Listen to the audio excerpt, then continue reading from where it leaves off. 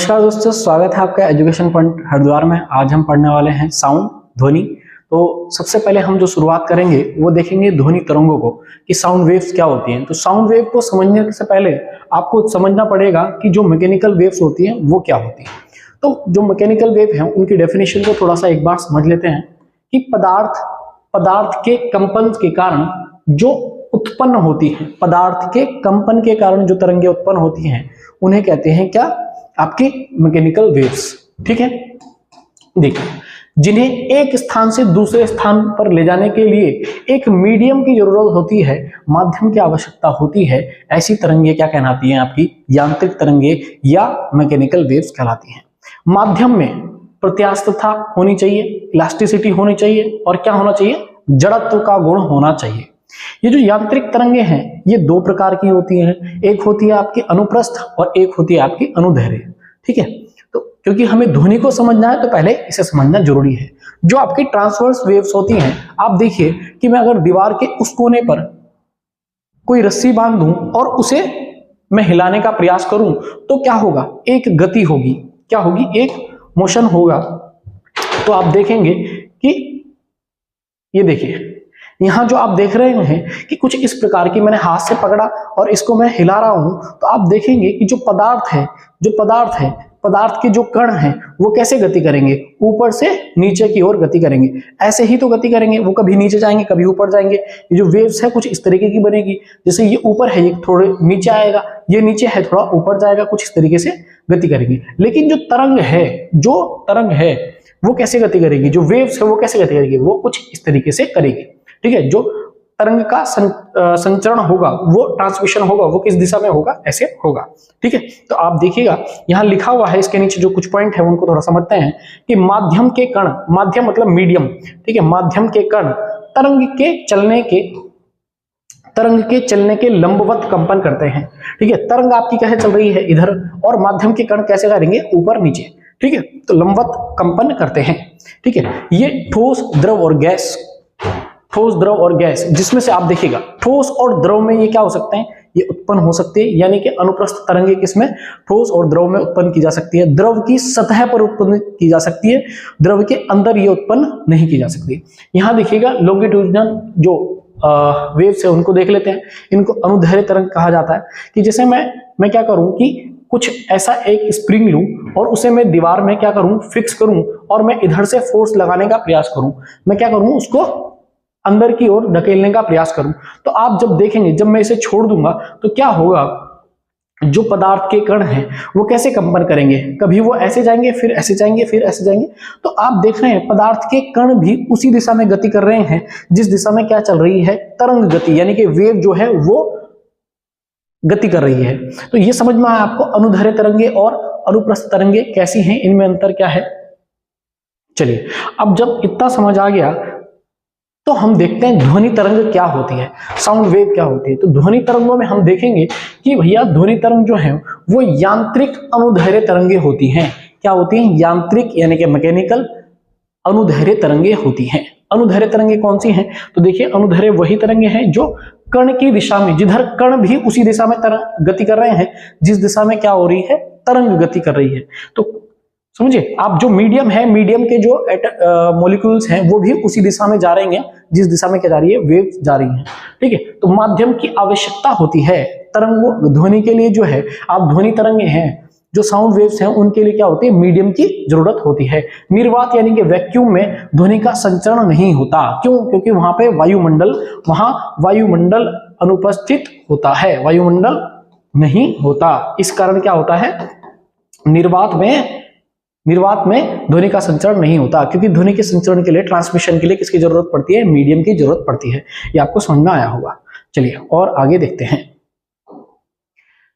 अब देखते हैं तरंगों के प्रकार, जो ध्वनि तरंगे हैं उनके प्रकार देख लेते हैं। सबसे पहले हम देखते हैं अवश्रव्य तरंगे क्या होती हैं। इनको इंफ्रासोनिक वेव्स कहते हैं। देखिए, जो 20 हर्ट्ज से नीचे हैं, ठीक है, कितना? इनकी फ्रीक्वेंसी कितनी? 20 हर्ट्ज।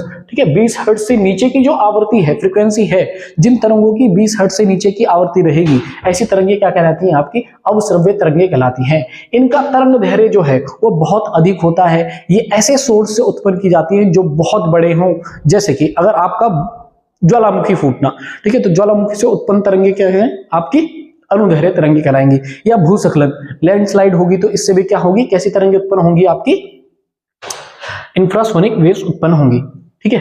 अब देखते हैं दूसरी तरंगे, दूसरी है आपकी श्रव्य तरंगे, ऑडिबल जो वेव्स होती हैं उनको। तो 20 हर्ट्ज से लेकर आपके 20,000 हर्ट्ज तक की जो फ्रीक्वेंसी होगी, आवृत्ति होगी, वैसी तरंगे आपकी क्या कहलाती हैं, श्रव्य तरंगे कहलाती हैं। ऐसी तरंगों को मनुष्य सुन सकता है। कई बार ये क्वेश्चन पूछा जाता है कि कौन सी तरंगे हैं जिन्हें मनुष्य सुन सकता है, ठीक है।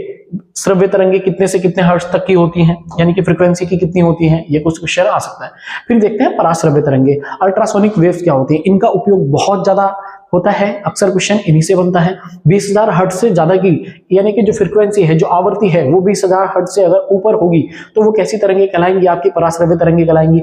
ऐसी जो तरंगे हैं मनुष्य नहीं सुन सकते, कुछ जानवर हैं जैसे बिल्ली हो गई, चमगादड़ हो गया, है ना, कुत्ता हो गया, तो ये सुन लेते हैं, ठीक है। इनका जो तरंग दैर्घ्य है वो क्या होता है, काफी कम होता है, बहुत कम होता है। जब कम तरंग दैर्घ्य होता है तो इसलिए ऐसी जो तरंग हैं, वेव्स हैं, इन्हें दूर तक संदेश के लिए भेजा जा सकता है, ठीक है।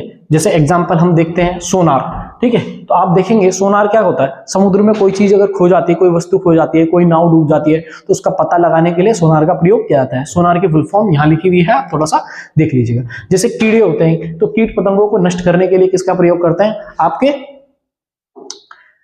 अल्ट्रासोनिक वेव्स का प्रयोग करते हैं, यानी कि पराश्रव्य तरंगों का प्रयोग करते हैं, ठीक है। छिपी हुई वस्तु को खोजने में भी इन्हीं तरंगों का प्रयोग करते हैं। ऑटोमेटिक दरवाजे जो होते हैं उनमें आप देखिए, जैसे आप एंट्री करेंगे तो खुल जाएंगे, है ना, एंट्री करने वाले होंगे। तो यहाँ देखिएगा ईसीजी और सोनोग्राफी, इसमें भी किसका होता है, आपके पराश्रव्य तरंगों का प्रयोग होता है, ठीक है। अब देखिए स्पीड ऑफ साउंड, ठीक है, साउंड की गति जो होती है वो कैसे होती है, ठोस, द्रव और गैस में किस तरीके से होती है। तो ठोस में सबसे ज्यादा होती है, उससे कम आपकी द्रव में होती है, और फिर उससे कम आपकी गैस में होती है। मैंने बताया गैस में, उन्हीं गैसों में सबसे ज्यादा गति होगी जो गैस हल्की होंगी, ठीक है, याद रखिएगा। हाइड्रोजन में जो, ठीक है, हाइड्रोजन में गति अगर आप देखेंगे, क्योंकि हल्की है तो गति ज्यादा होती है। ध्वनि की जो गति है वो कहां, किस गैस में ज्यादा होती है, तो याद रखिएगा हाइड्रोजन में होती है। मुख्यतः प्रत्यास्थता और घनत्व पर यह निर्भर करती है, ठीक है। तो प्रत्यास्थता और घनत्व पर क्या होता है, ध्वनि की जो चाल है वो निर्भर करती है। अगर कोई मीडियम 1 है, मीडियम 1 से मीडियम 2 तक कोई ध्वनि क्या करेगी, संचरण करेगी, यानी कि ट्रांसमिशन होगा। मीडियम मतलब माध्यम, ठीक है। तो माध्यम 1 से अगर माध्यम 2 तक हम किसी ध्वनि की तरंग को भेजते हैं तो क्या होगा, उसकी चाल में परिवर्तन होगा। चाल में परिवर्तन क्यों होगा, क्योंकि उसका जो तरंग दैर्घ्य है उसमें भी क्या होगा, परिवर्तन होगा। और उसकी आवृत्ति जो है, आवृत्ति माध्यम पर निर्भर नहीं करेगी, तो आवृत्ति में कोई भी बदलाव नहीं होगा, याद रखिएगा। ना है चाल में परिवर्तन होगा, तरंग दैर्घ्य में परिवर्तन होगा, लेकिन आवृत्ति में, फ्रीक्वेंसी में कोई भी परिवर्तन नहीं होगा, ठीक है। तो फ्रीक्वेंसी में कोई भी चेंज नहीं होगा। क्वेश्चन पूछा जा सकता है, ठीक है, कि यदि एक माध्यम से दूसरे माध्यम में ध्वनि तरंगों को भेजा जाए तो निम्नलिखित में से किसमें परिवर्तन होगा, तो चाल में होगा, ठीक है, तरंग दैर्घ्य में होगा, लेकिन उसकी आवृत्ति यानी कि फ्रीक्वेंसी में परिवर्तन नहीं होगा। अब देखिए कुछ प्रभाव ध्वनि पर पड़ते हैं, जैसे ताप है। अगर मैं ताप में वृद्धि करूं तो क्या ध्वनि की चाल बढ़ेगी या घटेगी, तो याद रखिएगा जब भी ताप में वृद्धि होगी तो क्या होगा, ध्वनि की चाल बढ़ेगी, ठीक है। दाब यानी कि प्रेशर, तो अगर समान ताप पर मैं देखूं तो इस पर कोई प्रभाव नहीं पड़ेगा, दाब का कोई भी प्रभाव नहीं पड़ेगा। यदि टेम्परेचर कांस्टेंट है, फिक्स है, तो दाब यानी कि प्रेशर का कोई प्रभाव पड़ेगा नहीं पड़ेगा। फिर देखिएगा घनत्व यानी कि डेंसिटी, तो आप देखेंगे कि घनत्व अगर कम होगा तो चाल ज्यादा होगी। क्या होगा, क्योंकि एक दूसरे के क्या है, ये रेसिप्रोकल है, ठीक है। घनत्व कम करने पर, गैसों का घनत्व कम करने पर क्या होता है, चाल ज्यादा होती है, ठीक है। इसी तरीके से देखेंगे आर्द्रता, ह्यूमिडिटी, तो अगर ह्यूमिडिटी बढ़ाएंगे, ठीक है, आर्द्रता बढ़ाएंगे तो क्या होगा, चाल में भी वृद्धि होगी, चाल भी बढ़ेगी, ठीक है। अब देखिए कुछ फ्रीक्वेंसी है, यहां से भी सीधे सीधे क्वेश्चन आ जाता है कि भाई साधारण जो बातचीत होती है वो कितने डीबी, क्योंकि आप देखिएगा कि जो ध्वनि है उसको हम किससे डिनोट करते हैं, डीबी से डिनोट करते हैं, ठीक है। तो जैसे आप देखिए साधारण बातचीत कितने डीबी तक होती है? डेसिबल, डीबी मतलब डेसिबल, ठीक है। तो साधारण बातचीत जो है वो 30 से 40 डीबी, जोर जोर से जो हम बातचीत करते हैं, चिल्लाकर बातचीत करते हैं, तो 50 to 60 डीबी होता है। जेट विमान की जो स्पीड आप देखते हैं कितनी तेज से ज्यादा तो शोर करते हुए जाता है, तो कितना होता है? तो 140 से लेके 150 डीबी। जो कल कारखाने हैं, ठीक है, औद्योगिक कारखाने हैं, उनसे कितना होता है शोर? तो ये 100 से लेकर 120 डीबी तक होता है, ठीक है। कुछ और चीजें रह गई हैं इसमें, वो मैं नेक्स्ट वीडियो में आप लोगों को बताऊंगा। वीडियो कैसी लगी कमेंट करके बताइएगा। वीडियो देखने के लिए